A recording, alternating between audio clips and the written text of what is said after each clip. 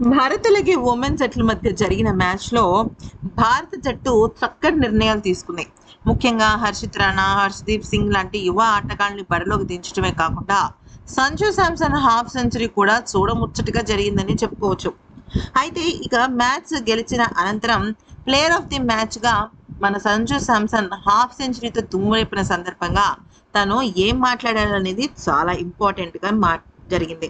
అయితే సంజు శాంసన్ 45 బంతుల్లో 3 ఫోర్లు, 3 సిక్సులతో 56 పరుగులతో హాఫ్ సెంచరీతో రాణించాడు. అంతేకాకుండా వికెట్ కీపింగ్‌లో కూడా దుమ్మురేపాడు. అయితే ఇక మ్యాచ్ అనంతరం ఏమన్నాడు అంటే, "ఈరోజు మ్యాచ్ చాలా ఎక్సైటింగ్‌గా అనిపించింది. ఒమన్ దేశంతో ఆడుతున్నామా, చిన్న జట్టుతో ఆడుతున్నామా, పెద్ద జట్టుతో ఆడుతున్నామా అని కాదు. పర్ఫెక్ట్ క్రికెట్ గేమ్ మ్యాచ్‌నైతే చాలా ఎంజాయ్ చేశాను. ఇక్కడ వాతావరణం చాలా దారుణంగా ఉంది.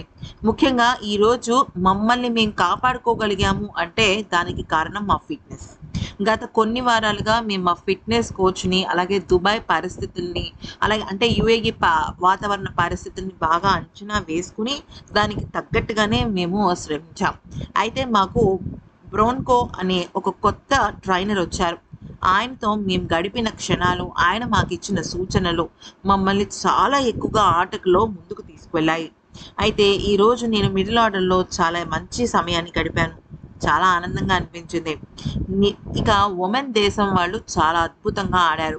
మేము పాకిస్తాన్ పైన మ్యాచ్ గెలిచిన తర్వాత సూపర్ 4కి చేరుకున్నాము. ఆ సమయంలో విరాట్ కోహ్లీతో పాటుగా రోహిత్ శర్మ కూడా మాకు ఫోన్ చేయడం జరిగింది. రోహిత్ భయ్య నాకు ఒకటే చెప్పాడు. యూఏఈలో పిచెస్ పైన కానీ వాతావరణాన్ని గనక ఎదిరిస్తే సగం ఆట ఎదిరించినట్టే అని నాకు తను సూచనలిచ్చాడు. అయితే ఆసియా కప్ గురించి చాలా ఇంట్రెస్టింగ్‌గా రోహిత్ భయ్య ఉన్నాడు. ఇక రోహిత్ భయ్య ఆ కళ్ళల్లో ఆనందం ఖచ్చితంగా మేము ఈ ట్రోఫీ గెలిస్తే వస్తుంది. ఎందుకంటే మేమందరం కూడా ఆయన వారసులమే.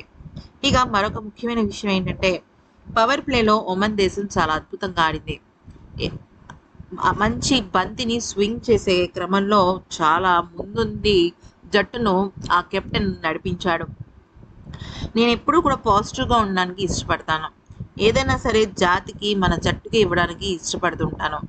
అంతేకాకుండా పాజిటివ్స్‌ని తీసుకోవడానికి ఎక్కువగా ఇంట్రెస్ట్ చూపిస్తూ ఉంటాను అంటూ సంజు పేర్కొన్నాడు. మరి ఈ వీడియో నచ్చితే లైక్ చేసి సబ్స్క్రైబ్ చేసుకోండి.